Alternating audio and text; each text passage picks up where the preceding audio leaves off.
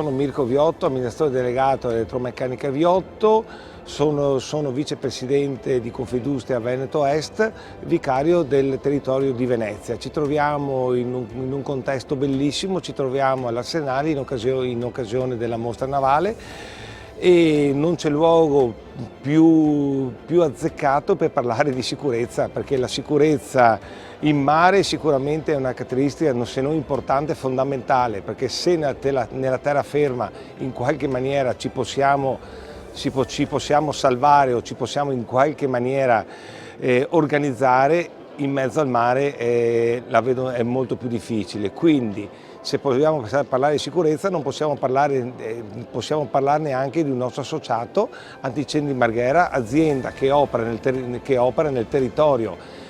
E se posso dare anche uno slogan a fine di questa chiacchierata: se il meglio vuoi trovare, Antincendio Marghera devi andare.